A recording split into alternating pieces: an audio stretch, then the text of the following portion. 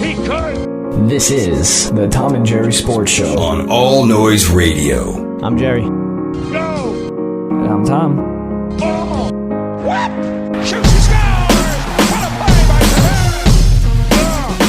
What? Wait. All Noise Radio. The noise. You can't ignore. You're listening to the Tom and Jerry Sports Show on All Noise Radio on the Live 365 app. We got a lot to talk about. We got the trade deadline for the Major League Baseball coming up on Friday. We had a few trades go down these last couple of days. We got training camp for the NFL starting. Breaking news in the NFL world as well. Retirement. We got a new coach that will be starting history. Will be becoming history. We got a new hockey deal going down, some more suspension news, and we got some new rules in the NFL as well. But first off, we're going to start with baseball. Alex Rodriguez. What can we say about this guy? He hasn't played in about a year and a half or so. No one knew what you were going to get from him this year. No one knew. I don't think you knew he was good. I can guarantee that you can ask anybody except for myself, because I knew this was going to happen. But if you were to ask anybody, do you think Alex Rodriguez will have a good season, an Alex Rodriguez type season, or just, a solid middle of the pack type of baseball player type season from Alex Rodriguez? And most people will probably say, yeah, you're not going to get that much from him. Don't rely on Alex Rodriguez. Alex Rodriguez has really turned heads. He's really shown people what he can bring to the table this year, and I don't think anybody's seen this coming. At least I did. Alex Rodriguez has always been my favorite player. I love watching this guy play. Everything about him, even in the field, and he doesn't even play the field, as much anymore, if ever. But this year so far, he's played 91 games. That's more than he has in 3 years or so. He's batting .276. He's close to .280. He's got 24 home runs, 59 RBIs, 56 runs. What else can you say about him? He's really leading this team. And, there's a lot of things that you could say about him. But first of all, I don't think you could say that you have a feeling that he's not doing it clean. Come on now. For anybody that says he's not doing it clean, it's ridiculous. You're just mainly showing hate towards him. There's no reason to show hate towards him. He did his punishment, and he's come back. He's done everything he had to do. He's back. He wants to play baseball, and he's doing a great job at it. He's really turned this lineup that kind of looked a little iffy. He turned this lineup into a pretty good lineup, a very dangerous, deep lineup that the Yankees have now, just by adding Alex Rodriguez at a .280 average, 24 home runs, and 60 RBIs or so. Has changed. He literally has changed this lineup drastically. Because in the beginning of the season, he's batting seventh. Now you take him and now you put him right in 4, 5, 3. You can even put him. Teixeira's having a great year. But Alex Rodriguez just turned 40 on Monday. Hit a home run on his birthday. He's the league leader in MLB history for the amount of home runs that player has hit on his birthday? He's got 6. I mean, his birthday numbers are quite great. I mean, he's batting .340 on his birthday, 6 home runs. I mean, you can't do anything better than that on your birthday.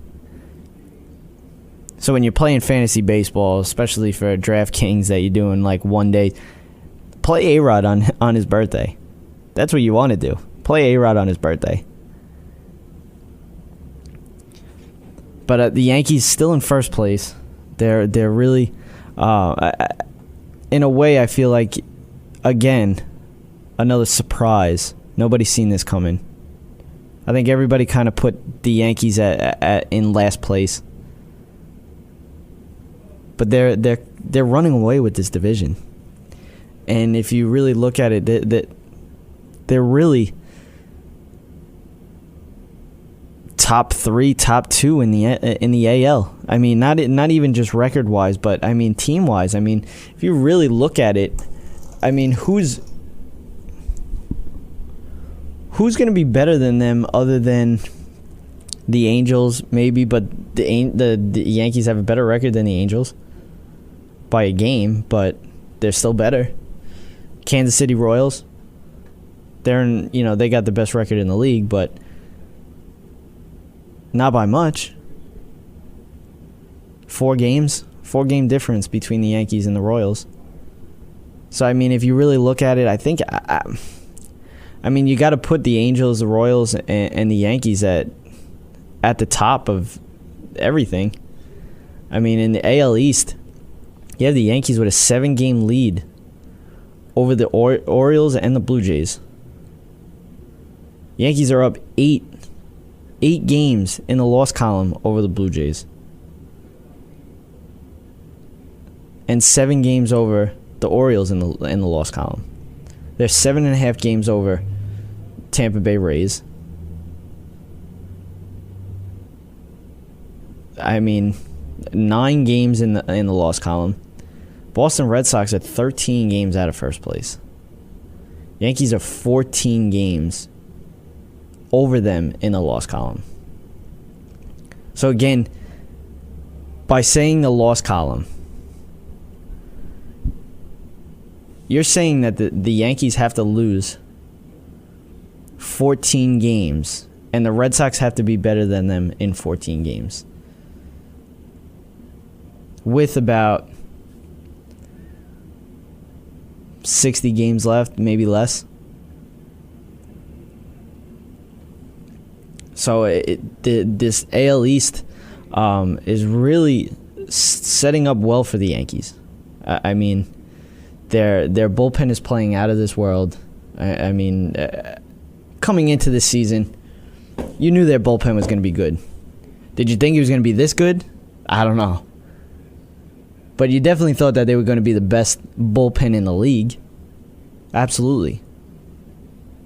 And they've shown that and more. The Yankees are 14 games over 500. They're playing really well at home. They're 30-17 at home. You know, I want to talk about more of the Yankees rather than talking about the Mets, because that's all everybody talks about. I mean, you listen to sports radio in New York, obviously, because I'm from New York. I'm, on Long Island. All you hear is Mets talk. And the Mets are in second place. Not by much, but they're still in second place. The Yankees have a better record than them by 6 games. But yet we still talk about the Mets almost 75% more than the Yankees, which is crazy to me, because this is still Yankees town.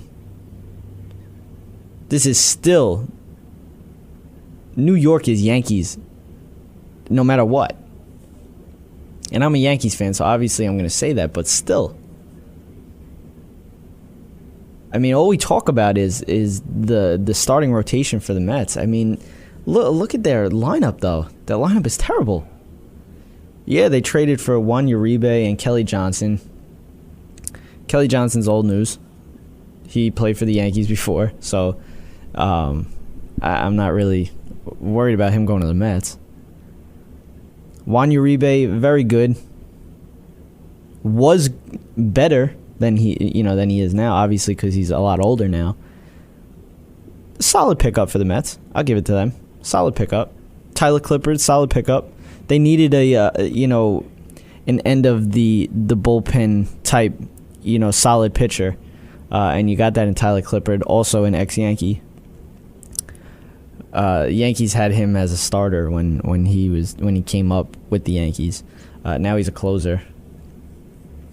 So it's solid pickups for the Mets. I do definitely see another deal coming down for the Mets. We'll see what happens. Maybe I'm hearing maybe Jose Reyes. As he, talking about him, we'll talk about the blockbuster trade that went down kind of early today, which, again, if you've never heard my show before, if you haven't listened to my show before, it's 1 day a week. I record it usually on Tuesday. It airs. You'll be hearing this on Wednesday or Friday, depending on when you can catch the show, or even another day if it's on YouTube and you catch it on YouTube. So right now I'm recording this on Tuesday. This is present day is Tuesday. So this deal kind of went down. I think it was like midnight-ish, Monday night, Tuesday morning. The Colorado Rockies and the Blue Jays struck up a deal for Tulowitzki going to the Blue Jays, along with LaTroy Hawkins, and Jose Reyes went to Colorado with a bunch of prospects. A very solid deal for the Blue Jays. Adds another big bat to that already solid lineup. Very dangerous lineup. They still don't have the pitching. They really don't. And both of these teams were going for pitching. They were buyers for pitching. Rockies have a way of taking maybe Jose Reyes and trying to trade him for a pitcher. And I could see it happening, maybe even with the Mets, being that the Mets they could use a shortstop, but they definitely need a bat in that lineup. And I'm not saying that Jose Reyes is the best bat that you can get, but I mean, really, if they could go for Carlos Gonzalez, because Carlos Gonzalez is on the trade block now for the Rockies, so that would be a solid bat for the Mets to add. I would love to see what the Yankees do. I'd love to see the Yankees go for a pitcher at least. That would be nice. I don't know if I'm really too fond of Cole Hamels. I really don't know. But there's a couple others that you can go out there and get. I was even hearing Aroldis Chapman for the Yankees, but I doubt that's going to happen because they have to give up a lot. But we'll get more into some trade deadline news. We'll talk about NFL camp coming up. You're listening to the Tom and Jerry Sports Show on All Noise Radio on the Live 365 app. Keep it locked. Take my last breath. I got the heart of a warrior. Our jobs occupy more than half our waking hours. Shouldn't we be doing something we love? Call Connecticut School of Broadcasting at 1-800-TV-RADIO or log on to gocsb.com. Since 1964, Connecticut School of Broadcasting, with a network of 12 campuses from Massachusetts to Miami, has helped place thousands of grads as DJs, sportscasters, entertainment reporters, behind the scenes in audio and video production, every aspect of the broadcast media. Connecticut School of Broadcasting has trained men and women of all ages and backgrounds in a matter of months, not years. Learn by doing from area radio and TV pros. Call 1-800-TV-RADIO or log on to gocsb.com. Remember, it's never too late to love what you do. Day and evening classes begin soon. Get trained. Get connected now.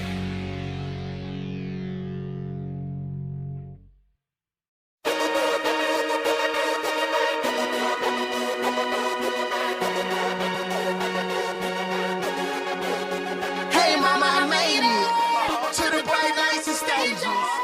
And welcome back to the Tom and Jerry Sports Show on All Noise Radio on the Live 365 app. Before I went to break, I was talking about the Yankees and the Mets and, kind of trade deadline stuff. More news, on the trade rumor front. The Phillies are asking the rest of the 31 clubs for best offers on Hamels by tomorrow.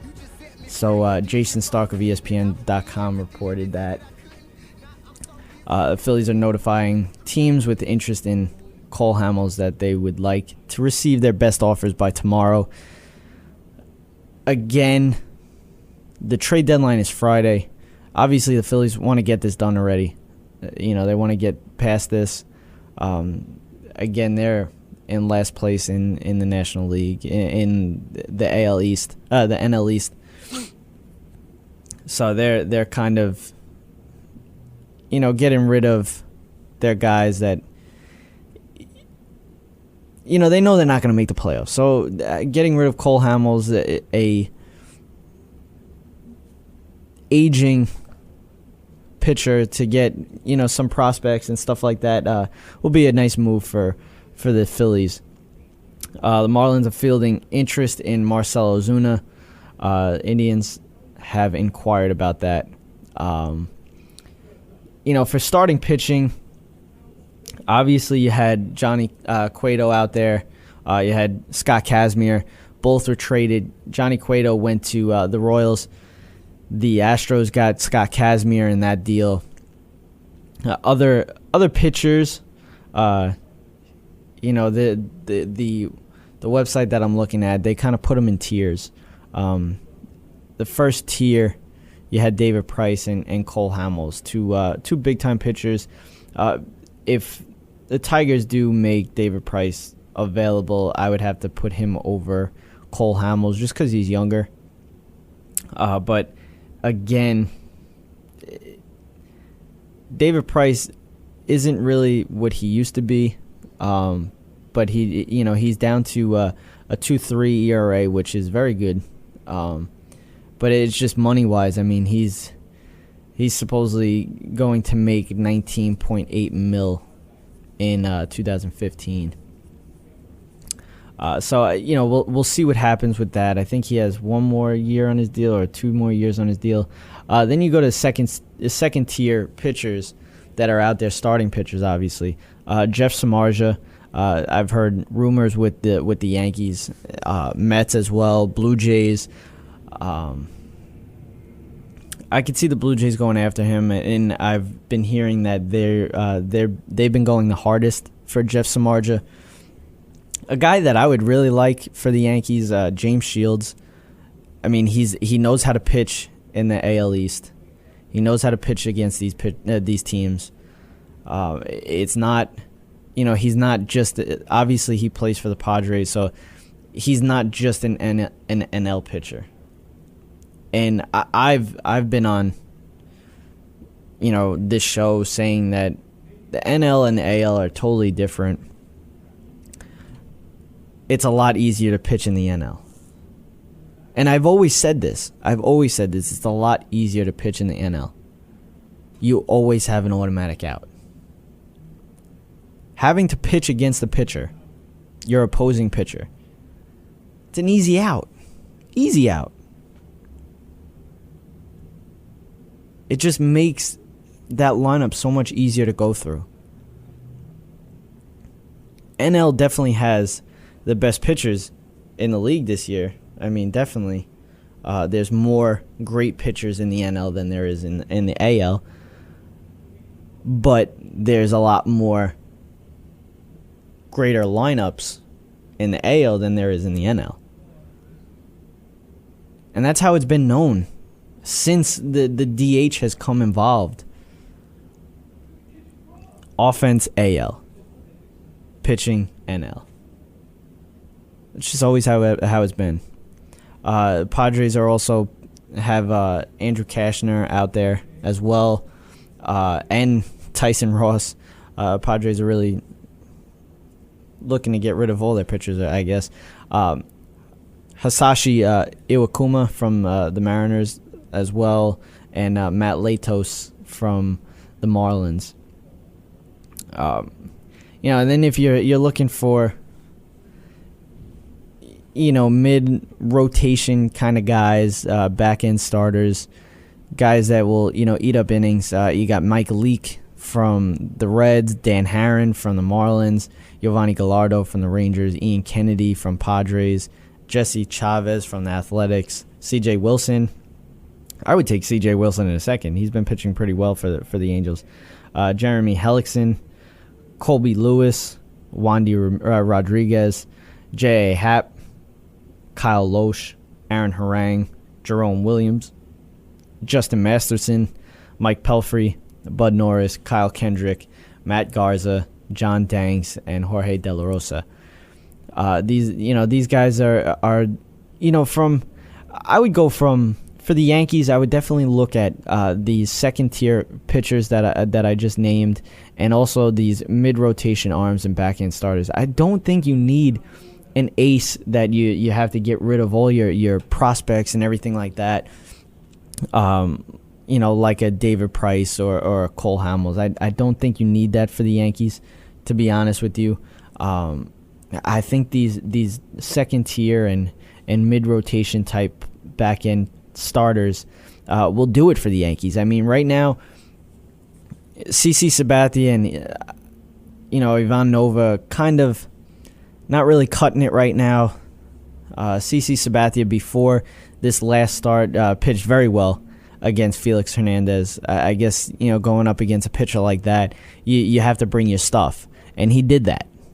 The next game wasn't really that way. Yankees still won the game because they came back and won it. But, he gave up 5 runs. Same thing that goes with Ivan Nova. He's just not the same. I don't know if it's just, he's getting off of Tommy John surgery. So you got to give him a little bit of time. He looks like he's getting a little bit tired earlier. So, you give him some time. Maybe put him in the bullpen or something like that. If you bring in one of these guys. I would love to bring in one of these guys. I would love to. These guys that I would love to bring in. If we could get a Jeff Samardzija for, somewhat cheap. James Shields. C.J. Wilson I would definitely take. I mean, John Danks. Maybe even a Dan Harron for, a last end of the rotation pitcher. Controllable arms with MLB experience. You got Carlos Carrasco, John Neese, Julio Teheran, Mike Fears, Vance Worley, Jeff Locke, Tom Kohler, David Phelps, and Dan Straley. So, these are all pitchers that, you would love to add to a team that already has somewhat of a decent rotation that needs a next step for playoff, contention at least. But again, I said I would love C.J. Wilson or Jeff Samardzija or James Shields for the Yankees. Those are my top pitchers. I definitely wanted Johnny Cueto, but I mean, even before he was traded, he wasn't pitching that well. He was okay. Wasn't pitching that well. But again, he's a NL pitcher. Never pitched in the AL. So we'll see what he does with the Royals. He's coming. I think he's making his debut tonight, I believe. And I'm also hearing that Jonathan Papelbon will be traded, according to CSN. So we'll see what happens through that. But again, this is the good times for the MLB, and usually for really, this is the best time for any type of sport, trade deadline time. Hopefully we get some fireworks for this baseball trade deadline. I love hockey trade deadlines. Those when a lot of stuff goes down. NFL not so much. NBA not so much. Hopefully the baseball goes down here with some fireworks, I would love to see Jeff Samardzija, James Shields, or C.J. Wilson in a Yankee uniform. I don't see C.J. Wilson being in a Yankee uniform just because of, as I said before, you put the Yankees, the Royals, and the Angels as the top 3 teams in the AL. So I having traded C.J. Wilson to the Yankees, it would kind of be not that great of a taste in the Angels' mouth, especially if the Yankees end up facing them in the playoffs. So we'll see what happens through this trade deadline. But definitely look out for the Yankees maybe swooping in.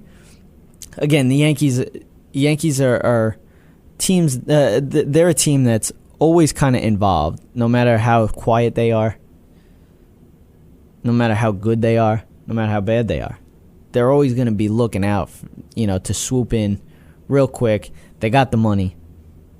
They could send prospects. I doubt they're going to send some prospects. You got Judge down in AA, AAA. Don't see that happening just because of his star, I guess, his star type of projection. Severino, I don't see that going down either. He's too good of a pitcher to watch him get traded. I just don't know with the Yankees. They've taken steps different from what they used to be. They're kind of looking for their prospects to flourish in pinstripes. And I don't see the Yankees trading them unless they get a good deal. But I don't see them trading those guys. Maybe other players in the farm system, but definitely I would love to see the Yankees pick up a pitcher. I think that's what they desperately need. Hitting, I don't know. I don't think they need it. They really don't. I would love to see them bring back Ref Snyder back up. Stephen Drew, I can't stand watching this guy play. I really can't. I mean, it's just it's sickening watching him play. But I'm gonna take a break here. You're gonna get the sports update first, and then I'll be back talking about the NFL. This is Jerry Napoleonello with your Tom and Jerry Sports Radio Update. Alex Rodriguez continues on his tear of surprising everybody as he turned 40 on Monday and cranked out his 5th home run in 6 games. The Mets acquire Tyler Clippard. Blue Jays and Rockies strike up a blockbuster deal early Tuesday morning that involved the Blue Jays acquiring Troy Tulowitzki and LaTroy Hawkins as the Colorado Rockies acquire Jose Reyes in that deal. Rangers signed Derek Stepan to a 6-year deal worth $39 million. O.C. Umenyiora signs a 1-day deal with the New York Giants to retire as a New York Giant. And the Arizona Cardinals hire the first woman NFL coach to make history. I am Jerry Napoleonello with your Tom and Jerry Sports Radio Update on All Noise Radio on the Live 365 app.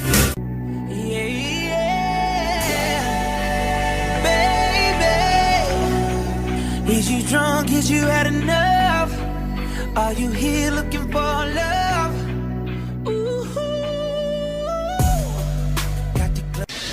Connecticut School of Broadcasting founder Dick Robinson. The media business has changed a lot since we opened our doors in 1964. Now media content is everywhere. On air, online, on the go. More than ever, companies are looking for people to help drive this new media. At Connecticut School of Broadcasting, you'll get hands-on training on the latest software and equipment in a matter of months, not years. Connecticut School of Broadcasting has placed thousands of grads in broadcast media careers. It's all about versatility. You see, at a radio station, if you also know how to shoot, edit, and post videos, you become a pretty hot commodity. That's the training you get at Connecticut School of Broadcasting. Connecticut School of Broadcasting with locations up and down the East Coast from Massachusetts to Miami. Call 1-800-TV-RADIO or log on to GoCSB.com. Connecticut School of Broadcasting, the nation's oldest and largest group of broadcast media schools. Redefining training in radio, TV, and new media. Get trained. Get connected. 1-800-TV-RADIO.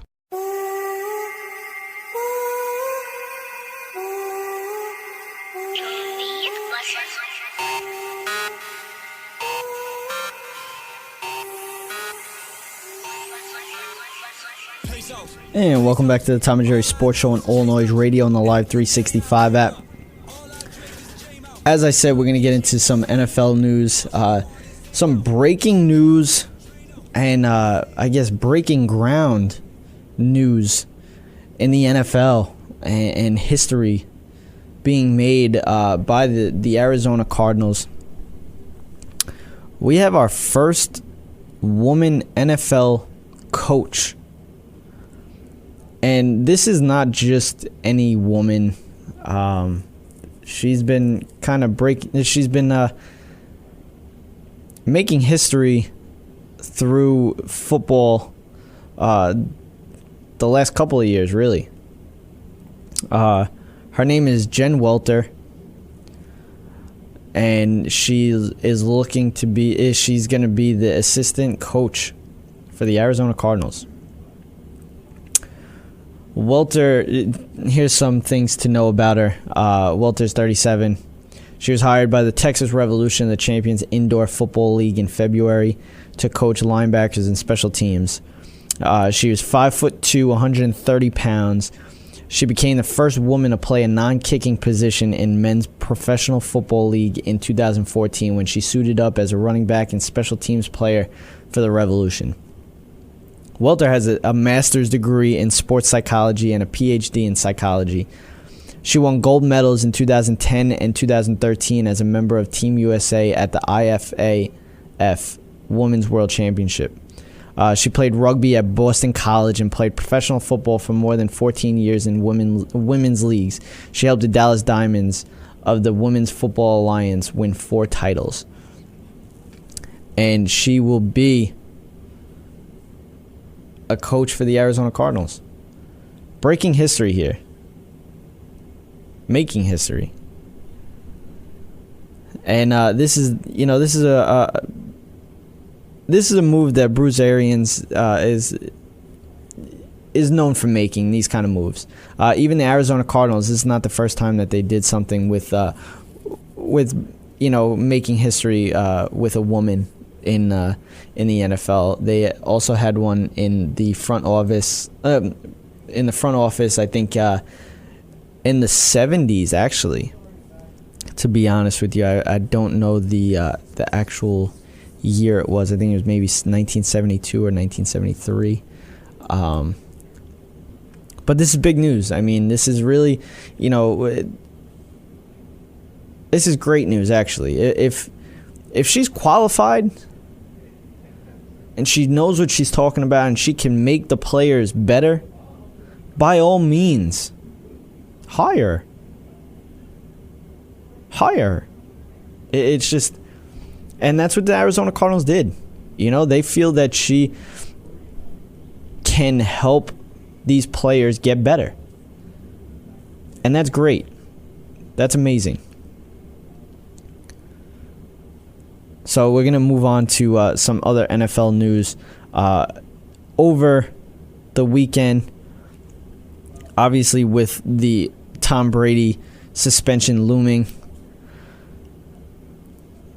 the NFL decided to put some rules in to stop the Deflategate type situation.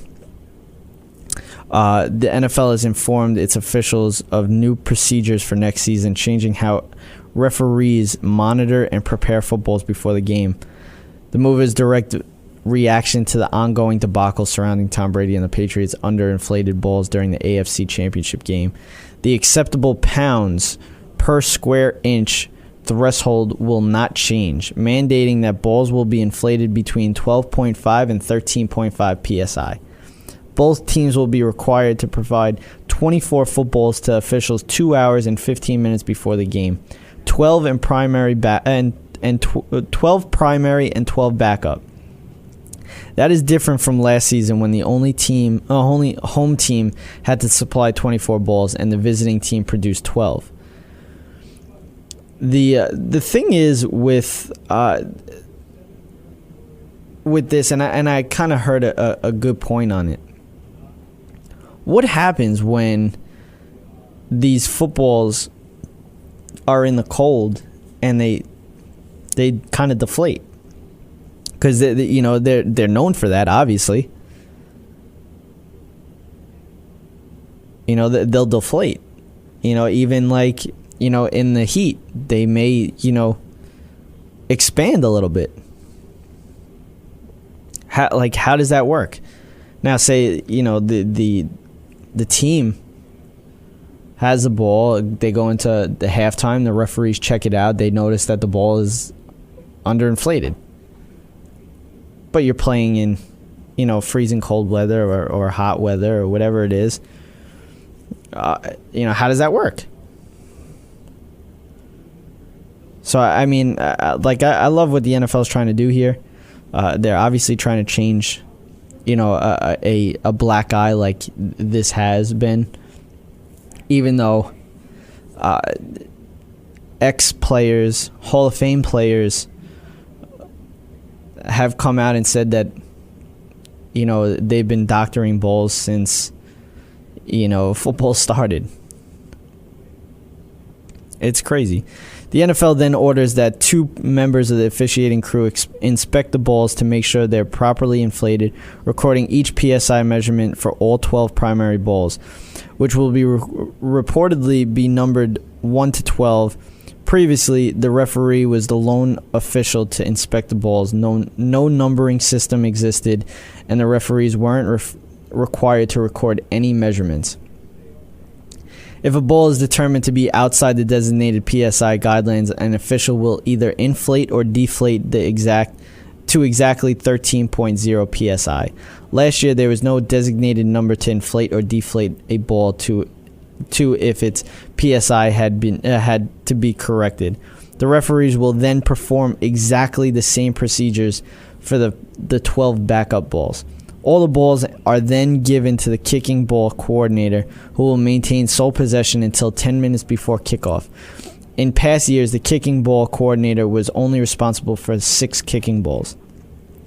At the 10-minute mark, the kicking ball coordinator will carry the primary balls to the replay review station on the field, accompanied by one other member of the officiating crew and a security representative. The balls are then handed over to the team's ball crews until the supervision of the security representative. The backup balls will stay in the official's locker room until needed. In addition to those measures, Fox reports that halftime and post-game PSI inspections will occur at randomly selected games. In the games where halftime inspections are staged, the backup balls will be used for the second half. Mike Pereira, former vice president of officiating for the NFL, called the new regulations an overreaction from the league. Pereira reported the news of the NFL's change in PSI policy for Fox Sports. Also breaking news, it's sounding like Tom Brady's suspension will be upheld at 4 games. But the league continues to deal with embarrassment of the entire process, which has dragged for nearly 6 months. So, I mean, you can't blame the NFL for wanting to change this. Obviously, it's been pretty hard to deal with. I mean, it's just over and over again. But again, I don't see a problem in it. I don't understand what the big idea is. And, I mean, obviously, I don't see it as cheating, first of all. I really don't see it as cheating. Because any team can do it. It's not like you have any type of advantage. I mean, you kind of do have an advantage, but it's not like you're the only one that can do it. Any other team can do it.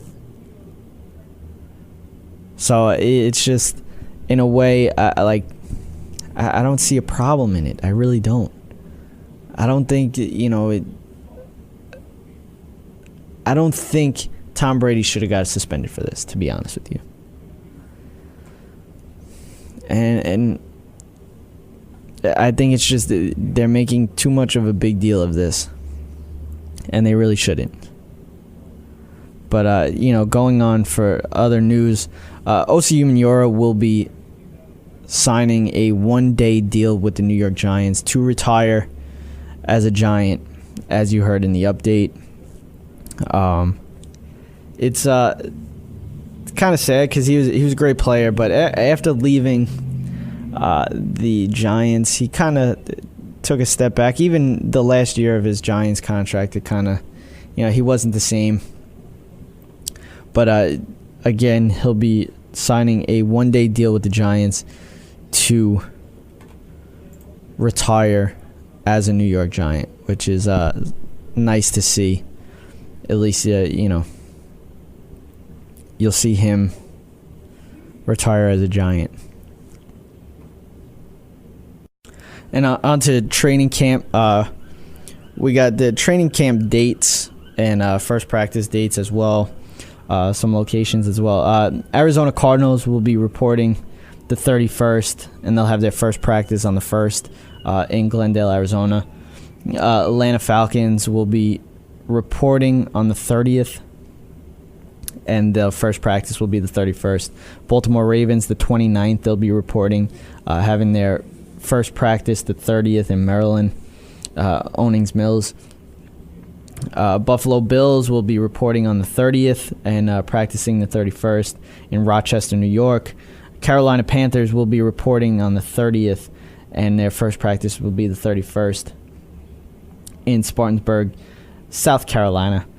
Chicago Bears will be reporting on the 29th, have their first practice the 30th, as well as the Cleveland Browns. The Dallas Cowboys will be as well on the 29th and having their practice on the 30th in Oxnard, California, along with the Green Bay Packers, Miami Dolphins, New England Patriots, New Orleans Saints, the New York Jets, the San Diego Chargers, and the Washington Redskins. On the 30th, it will be the Cincinnati Bengals, the Denver Broncos, the Jacksonville Jaguars, New York Giants, Oakland Raiders, and the Seattle Seahawks and the Tennessee Titans, all practicing August 1st as well. The 31st, you got Houston Texans, Kansas City Chiefs, and the St. Louis Rams, San Francisco 49ers, and Tampa Bay Buccaneers, all practicing August 1st as well. The latest, actually the next one, you got August 1st, you got the Indianapolis Colts, Philadelphia Eagles practicing August 2nd as well. And the latest, you got the August 2nd. And that was the Detroit Lions, who will be practicing August 3rd as well. So those are all the dates for training camp for all the teams, all 32 teams. All 30 teams, whatever, 32 teams. But we're going to take a break. We're going to get into some news of training camp coming up. You're listening to the Tom and Jerry Sports Show on All Noise Radio on the Live 365 app. Keep it live.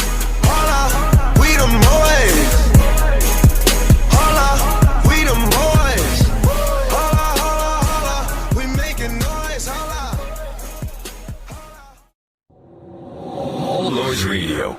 Powered by the Connecticut School of Broadcasting. All Noise Radio is an internet radio station that's fully produced by graduates of the Connecticut School of Broadcasting. From modern rock to old school hip hop, country to classical, news, talk, sports, and more. It's the noise you can't ignore. Log on to allnoiseradio.com. Fire up the station. Find out more about your favorite jocks. Get the latest CSB news and more.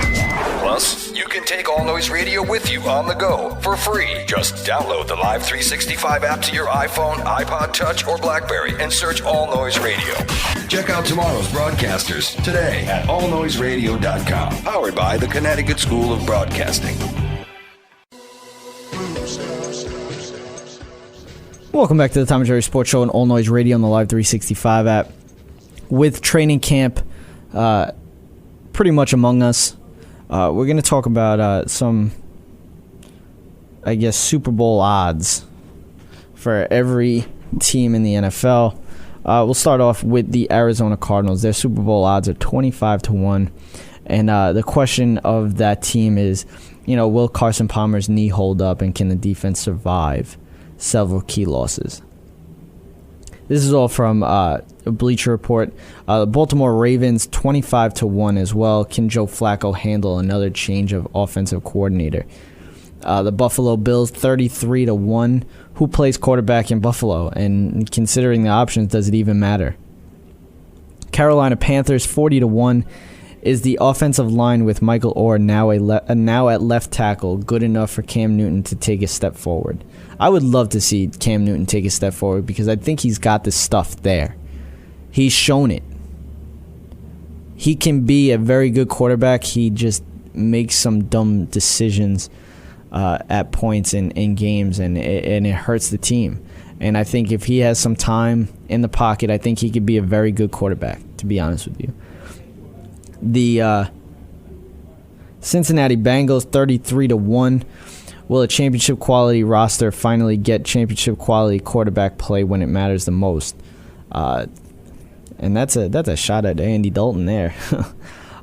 He's really got to take another step forward as well.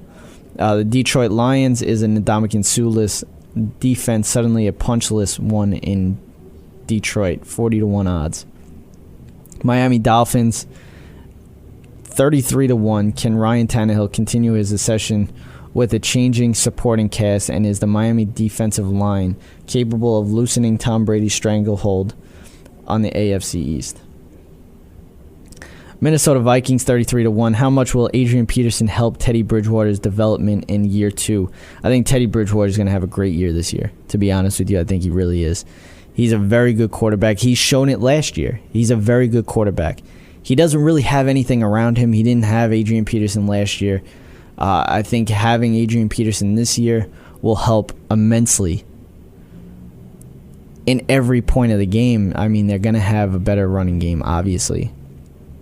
And, I think it's just going to open up his passing game. The New York Giants 28-1. Eli Manning is ascending again in Ben McAdoo's offense, but can the Giants stop anyone on defense? Philadelphia Eagles 20-1. How will all the new offensive pieces fit together? Is Sam Bradford finally healthy? Is the defense now good enough to get to the postseason? Pittsburgh Steelers 22-1. The offense will be scary, explosive, but is there enough talent and cohesion on the defense for it all to come together? San Diego Chargers 40-1. Will newcomers on the offensive line and first-round running back Melvin Gordon help ease Phillip Rivers' burden? New England Patriots Super Bowl odds 10-1. Question mark, how will the new secondary hold up? Patriots might lose Tom Brady for a number of games, but he'll eventually return. New England will survive his absence regardless of whether it's 4 games or something shorter. The more pressing issue is how the Patriots will handle their business in the secondary, where both Darrelle Revis and Brandon Browner are gone. New England is better in the front 7, and having Devin McCourty back at safety will help, but the talent level at cornerback is still a concern for the defending champions. You got the Seattle Seahawks 13-2. When will the secondary be healthy? Russell Wilson's contract negotiations are a major storyline, but it seems unlikely he'll let the back and forth distract him from playing his best football when the lights come on. I also just heard news of Russell Wilson. If they don't get a deal done before the season starts, he's going to put a hold on it until after the season. The bigger worry in Seattle is likely the health of the secondary, which remains the backbone of the club's defensive dominance. All-Pro cornerback Richard Sherman has rehabbed a serious elbow injury this season, while All-Pro safety Earl Thomas is still recovering from major shoulder surgery. I am unsure about everything at this point, Thomas told Ed Werder of ESPN this week. It's sounding like Earl Thomas may not be ready for any of the preseason games and maybe 1 or 2 regular season games. So that's definitely a blow. Green Bay Packers, 5-1 odds. Is the defense moving forward or backward? The lasting memory of Green Bay's collapse in the NFC title game remains the trampling that the defense endured over the final few minutes and into overtime. Still, the unit otherwise dominated the first 58 minutes in hostile environment, so there's reason for some level of optimism heading into 2015. That said, the Packers are attempting to replace veteran cornerback Tramon Williams with a college safety, Demarius Randall, and the former college point guard Quentin Rollins and fourth-round pick Jake Ryan was the only addition at inside linebacker. Julius Peppers is now 35, throwing an early season suspension for defensive lineman Dayton Jones and LaTroy Goodwin, and the Packers defense is still overriding question mark for the club entering camp. The Dallas Cowboys, 12-1 odds. Which will the defense rush the passer more effectively? Everyone wants to know who will take over lead back duties for DeMarco Murray, the reigning rushing champion who bolted for Philadelphia this offseason. It likely won't matter given all the talent Dallas possesses up front. To truly take the next step, the Cowboys have to get better at rushing the passer. The offseason brought Greg Hardy and Randy Gregory, two obvious talents who can both be edge terrors if everything off the field falls into place. Both DeMarcus Lawrence and Tyron Crawford look like young ascending disruptors. Theoretically, Dallas could be difficult to handle up front if all talent comes together. Denver Broncos, 12-1 odds. How will the Broncos' new look offensive line protect Peyton Manning? Much of the offensive hoopla has revolved around Manning's evolution within Gary Kubiak's new offense, but don't overlook Denver's changes along the offensive line. Left tackle Ryan Clady tore his ACL and will be replaced by rookie Ty Sambrailo. Projected left guard Ben Garland is a former defensive tackle with zero career starts. Center Gino Grakowski didn't start a game last year. Right guard Luis Vasquez and right tackle Chris Clark are two lone holdovers. The group is also attempting to learn Kubiak's complex blocking system.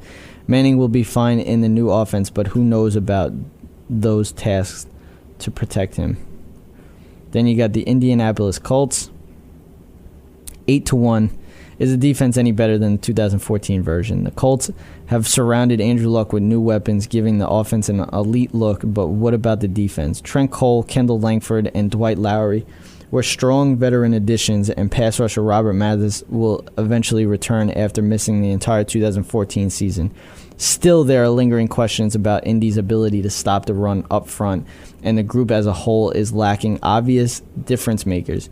Can we consider the Colts defense good enough to win the AFC? Maybe Camp will provide some early insight.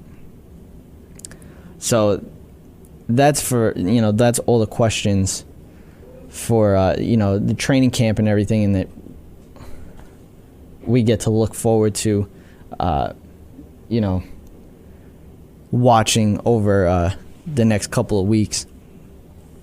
You hope you don't see any big-time injuries to any of these teams, obviously, but it's something that you're going to have to look for because you know it's going to happen. Chris Johnson, I'm hearing, is looking like he was of old. He's been in talks with the Cowboys, actually, and there's other teams that are also looking for him. I'm hearing maybe 5 or 6 teams. So we'll see if Chris Johnson can come back into the NFL and sign a contract. I mean, even maybe a lower tier type of contract, but we'll see. And like I said, there's a lot of questions. I read all the questions. Everybody that gets to listen to this show, definitely, if you have any more questions or you want to answer any of those questions, whatever it is, send tweet us at TNJ Sports, and we'll answer it next week on the air. We'll even give you a shout out if you want. But all these questions need to be answered, and they will most likely be answered in training camp. But even training camp, And preseason really is not going to tell what you're going to see in the season, and you don't know until you get to the season. Injuries do play a huge role in a team's success. Huge role. When you're looking at the NFC East, you're looking at the Cowboys, the Eagles, the Redskins, the Giants. I don't like. First of all, the Giants' defense. I don't know what you're gonna get out of that. I don't think their defense is very good. But even their offense, yeah, they do have Odell Beckham. They do have Victor Cruz coming back. They do have Ruben Randle. Ruben Randle's okay. He hasn't really shown great qualities. I mean, the guy's been in the league, 3 or 4 years? What has he done? Then you go to the Eagles. They just added all these guys. You add DeMarco Murray, Sam Bradford. They barely even have any wide receivers. What's the deal? Why is Philadelphia being talked about as being one of the best in the NFC East, let alone the NFC? How is that possible? Chip Kelly runs a very fast-paced offense. Where in the world do you think Sam Bradford and DeMarco Murray are going to run a fast-paced offense? I can't even tell you how many times that DeMarco Murray checks himself out of a game because he's tired. But again, before this past season, what has DeMarco Murray done? Yes, he's a good running back. Do I think he's the best running back in the league? Absolutely not. That front line helped him immensely. I mean, anybody could have ran through that line. Anybody. And that's what the Cowboys feel. That's why they didn't sign him to an astronomical number. That's why they didn't sign him, period. Getting Darren McFadden, still having Joseph Randle, and then if they were to add Chris Johnson after they just released Ryan Williams, they were to get Chris Johnson, I could see that working out very well for the Cowboys. Especially having Romo, Dez Bryant, Terrence Williams, Cole Beasley, Jason Witten. I mean, that's a solid offense right there. And it all starts up front. And like we said last week when we were talking about it, everything starts up front. Offensive line, defensive line. Makes everything better. Makes your quarterback better. Makes your running back better. Then on the defensive side, makes your cornerback better. Makes your safeties better. That's what it does.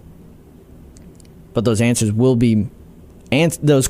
be answered at the end of the season, at midpoint of the season, at the start of the season, the end of the preseason, whatever it is. Those questions will be answered, and we'll have a great NFL season. But that will do it for the show. I'm Jerry B. Breezy. Thanks for listening to another episode of The Tom and Jerry Show.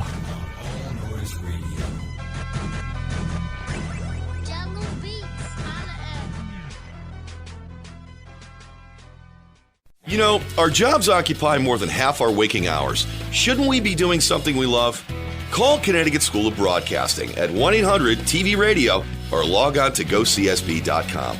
Since 1964, Connecticut School of Broadcasting, with a network of 12 campuses from Massachusetts to Miami, has helped place thousands of grads as DJs, sportscasters, entertainment reporters, behind the scenes in audio and video production, every aspect of the broadcast media. Connecticut School of Broadcasting has trained men and women of all ages and backgrounds in a matter of months, not years.